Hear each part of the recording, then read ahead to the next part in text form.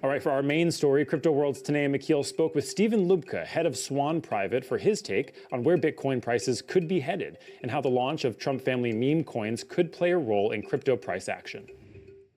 Stephen, thank you so much for joining me again on Crypto World. We are wrapping up a momentous January tomorrow. Bitcoin on pace as we speak for a 12% gain. I think we knew it would be exciting and it would be volatile, but there is so much information we've gotten this month that we just did not have before that we now have heading into February. So with all of that in mind, what is your outlook for Bitcoin for the next few weeks? Yeah. So man, it has been, you're right. It's been a momentous, not just month, but last 3 months, year. I mean, there's been so much that has happened. And a lot of this has been because of a rapidly changing political landscape. I mean, it should be no surprise to anybody listening that we've had a sea change in how the U.S. is relating to Bitcoin and to crypto as industries. And a lot of this comes from the new administration. We saw a series of executive orders. We saw a crypto council. We saw the president launch a meme coin. These things were unthinkable a year ago. This never would have happened under any of the previous administrations.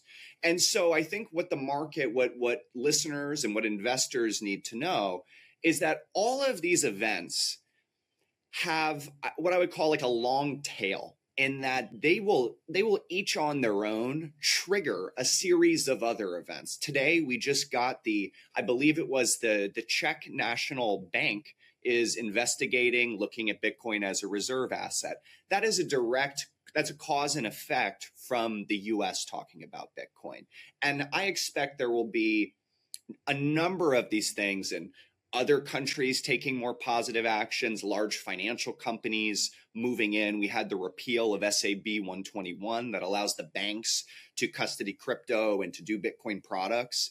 And I think you have a tail of these stretching through the next year. And some of these announcements, I think, will surprise the market. I don't think they're priced in. And so, to kind of get where you're going, I'm optimistic for February. I think February is a good month for Bitcoin. I think the whole year is probably a good year for Bitcoin.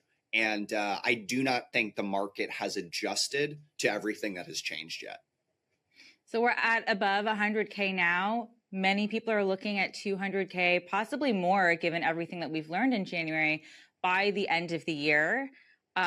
Where do you think we are on that journey from 100K to 200K by the end of February? I know we gained a bunch in January, but directionally speaking, do you expect more chop? Is it going to be a little quieter in this next month?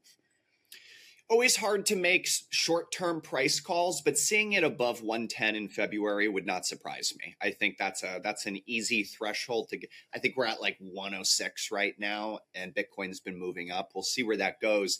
I think the main thing that has kept Bitcoin not being much higher already has actually been the equities market. It's what happened with NVIDIA. It's what happened with the S&P. The Bitcoin market itself seems incredibly structurally bullish. And I think as soon as the pressure from equities and other assets lets up, which I expect it will, you're going to see this start to climb. And so seeing it above 110, maybe above 115 next month, short term's hard, but seeing it either at or surpass 200 by the end of the year is something I'd also agree with. Well, Trump has been at the center of it all. You just rattled off all of the things that we heard in January. I want to know what you make of the latest announcement, TruthFi, which we got yesterday. So Trump Media expanding now into fintech and financial services that include crypto and ETFs. Your thoughts? Yeah, so limited information there. We're all kind of working on the similar information if there's an announcement. I think this follows a trend that has emerged in the last year following the success of MicroStrategy. And so MicroStrategy turned a ton of heads this last year by being the best performing stock in the entire stock market. How did they do it?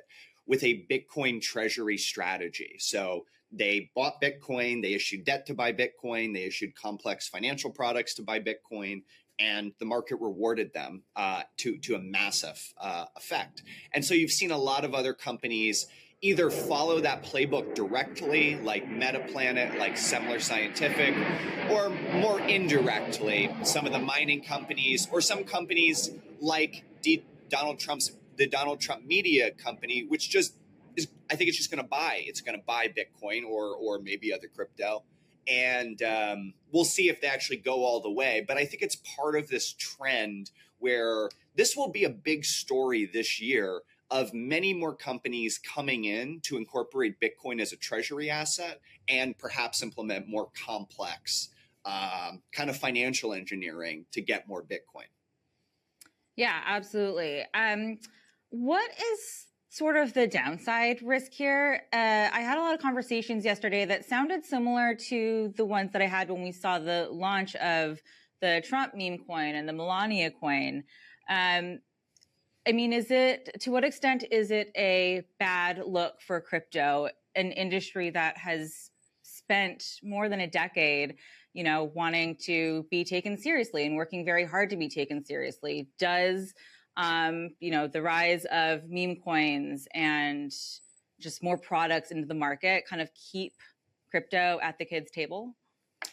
Yeah, so I think it is a challenge. And following the launch of those meme coins, I had some conversations with people in the industry, and there were concerns, right? Because the crypto industry is kind of at this juncture where they have an opportunity to convince the world that they should be taken seriously and should be a material part of U.S. financial and economic investment. And I think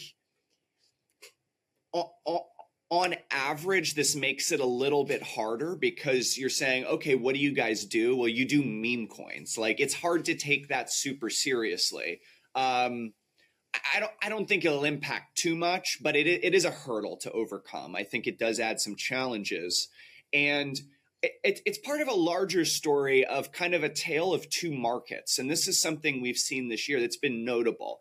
In all of the previous kind of Bitcoin and crypto bull runs, generally speaking, Bitcoin and crypto went up together. They grew and rallied, and it was kind of one large market theme.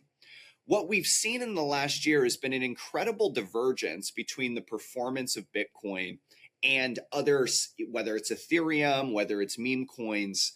And I think what you're getting at with this question around the meme coin, with this question around being taken seriously, is the path that large parts of the crypto industry have taken have, I think, made it so people are rotating very quickly between these hot assets. It's much more speculative.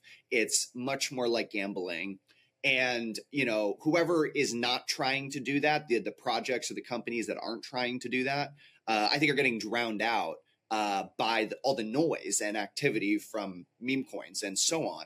And this comes at the same time that Bitcoin is reaching its highest level of institutional adoption ever. Nation states are talking about it. Like tens, hundreds of billions of dollars are flowing into this. And so you have a market where Bitcoin's basically at an all-time high right now. Ethereum has lost over 40% of its value against Bitcoin just over the last year, and it's still trading below its all-time high materially, while Bitcoin's almost twice its all-time high. And if you kind of look even deeper into the crypto market and pull out asset by asset, a lot of these coins that were popular are down 70%. And so there's been a lot of pain for those investors, even as Bitcoin's done very well.